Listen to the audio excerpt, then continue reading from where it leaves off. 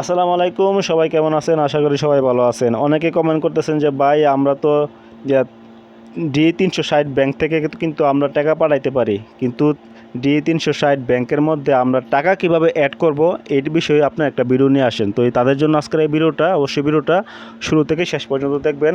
আজকে আমরা দেখানোর চেষ্টা করব যে কিভাবে আপনার D360 ব্যাংকের মধ্যে টাকা অ্যাড করবেন খুবই সহজে, সিম্পলভাবে। আপনাদের কোনো চার্জ কাটবে না, কোনো কিছু কাটবে না, আপনাদের কোনো বুথেও যেতে হবে না, ঠিক আছে? তো সেটা করার জন্য প্রথমে আপনারা সেই অ্যাপে চলে যাবেন, D360 ব্যাংকের অ্যাপে চলে যাবেন আপনারা। তো অ্যাপে চলে যাওয়ার পরে আপনারা পাসওয়ার্ড দিয়ে লগ ইন করে নেবেন, ঠিক আছে? তো আমি এখানে লগ ইন করে নিলাম। তো লগ ইন করার পরে তো আমাদের ইন্টারফেসটা এরকম শো হবে। তো এখানে আমার কোনো টাকা নাই, আমি এখানে টাকা অ্যাড করে আপনাদেরকে লাইভ দেখাবো, ঠিক আছে? তো এখানে সেটা করার জন্য এখানে দেখেন যে আপনাদের সব কিছু কিন্তু এখানে দেখা যাবে। তো এখানে দেখেন তো লেখা আছে একটা টপ আপ, ঠিক আছে? টপ আপ বলে একটা অপশন আছে, বা অ্যাড মানিও থাকতে পারে, অনেকের কাছে অ্যাড মানি থাকে। তো টপ আপ এখানে ক্লিক করবেন। তো এখানে ক্লিক করার পরে এখানে দেখেন যে আপনারা কিন্তু তিনটি মাধ্যমে কিন্তু আপনারা টাকা নিতে পারেন। একটা হচ্ছে যে উপরে যে আইবিএন নম্বরটা দেখতেছেন, এটা হলো আপনার ব্যাংকের আইবিএন নম্বর। আপনি যদি কারো কাছ থেকে টাকা আনাইতে চান বা স্যালারি আনাইতে চান, শুধু এই নম্বরটা কপি করে আপনি তাদেরকে পাঠিয়ে দিবেন। তারা এই নম্বরে আপনাকে টাকা পাঠিয়ে দিলে আপনার সরাসরি আপনার এই ব্যাংকের অ্যাকাউন্টে টাকাটা যোগ হয়ে যাবে, ঠিক আছে? এটা হলো কেউ যদি আপনার আইবিএন নম্বরে যদি টাকাটা পাঠাইতে চায়, আপনি এই নম্বরটা শুধু ওদেরকে পাঠিয়ে দিবেন বা শেয়ার করেও পাঠিয়ে দিতে পারেন, ঠিক আছে? তো আর দ্বিতীয় হলো কি, আপনারা যে নিচে একটা অপশন আছে দেখেন যে ক্রেডিট কার্ড, এখানে ক্লিক করে আপনি যে কোনো কার্ড থেকে কিন্তু আপনি টাকাটা আনতে পারেন খুবই সহজে, একদম সিম্পল বিষয়, ঠিক আছে? মনে করেন আপনার আরেকটা ব্যাংক আছে, সেই ব্যাংকের মধ্যে সেই ব্যাংক কার্ডে আপনার টাকাটা আছে, সেই টাকাটা থেকে আপনি এখানে টাকাটা আনবেন। তো এটা কিন্তু একদম ইজি প্রসেস। তো এটা আপনাদেরকে প্রথম দেখাই যে কিভাবে করবেন। তো আজকে আমরা এটাই দেখানোর চেষ্টা করব। তো এখানে আমি কত টাকা আনবো সেই অ্যামাউন্টটা আমি এখানে বসাবো।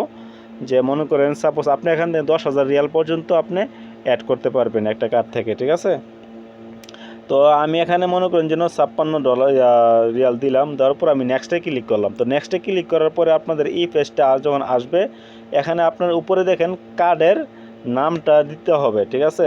মানে কার্ডের উপরে যে নামটা একটা আছে না, যার কার্ডে যে আপনার হয়ে থাকে, আপনার একটা নাম অবশ্যই আছে।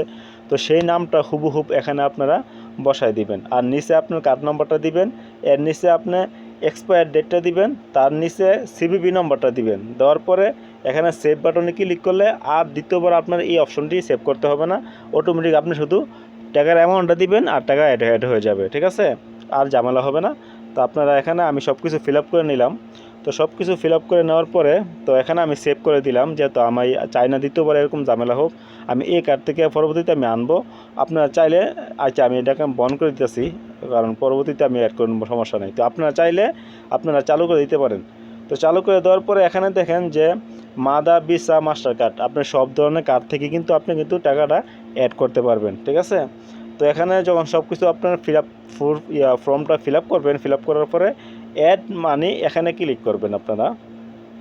তো এখানে ক্লিক করার পরে একটু প্রসেস নেবে। তো একটু প্রসেস নেওয়ার পরে আপনাদের যে ব্যাংকের কার্ড আপনারা অ্যাড করতে চাইতেছেন, সেই ব্যাংকের কার্ড করার সময় যে নম্বরটা দিয়েছিলেন সেই নম্বরে একটা ওটিপি যাবে। তো সেই ওটিপিটা আপনারা এখানে বসাই দিবেন, জাস্ট এতটুকুই। তো ওটিপিটা বসাই দিলাম আমি। তো বসাই দেওয়ার পরে এখানে আমি কন্টিনিউতে ক্লিক করব, যে আর যেটাই হোক, আরবি হোক ইংলিশ হোক, আপনারা গ্রিন টেক মার্কে ক্লিক করবেন। তো এখানে ক্লিক করার পরে দেখি প্রসেস নিতেছে। তো আশা করি আমাদের অ্যামাউন্টটা অ্যাড হয়ে যাবে। হ্যাঁ, সাকসেসফুল, আমার অ্যামাউন্টটা কিন্তু অ্যাড হয়ে গেছে। আমি যদি এখন ব্যাকে যাই, যদি আপনাদেরকে দেখানোর চেষ্টা করি যে আমার মেন ব্যালেন্সে দেখেন, আমার কিন্তু মেন ব্যালেন্সও কিন্তু টাকাটা অ্যাড হয়ে গেছে। তো আপনারা চাইলে কিন্তু আপনারা কার্ডের মারফতে খুব সহজে কিন্তু আপনারা টাকা অ্যাড করতে পারেন আপনাদের D360 ব্যাংকের মধ্যে। তো এই ছিল আজকের ভিডিওটা। যদি ভিডিওটা ভালো লেগে থাকে অবশ্যই লাইক, কমেন্ট, শেয়ার করে দিবেন এবং আমাদের চ্যানেলটা সাবস্ক্রাইব করে দিবেন। এবং কিভাবে এই ব্যাংক থেকে কিভাবে বাংলাদেশের বিকাশের নগদে ব্যাংকে টাকা পাঠাবেন, তো সেই বিষয়ে ভিডিও আমার এই ভিডিওর ডিসক্রিপশনে দেওয়া থাকবে। আপনারা চাইলে দেখে দেশে টাকা পাঠাতে পারেন। তো সবাই ভালো থাকবেন, সুস্থ থাকবেন। আল্লাহ হাফেজ।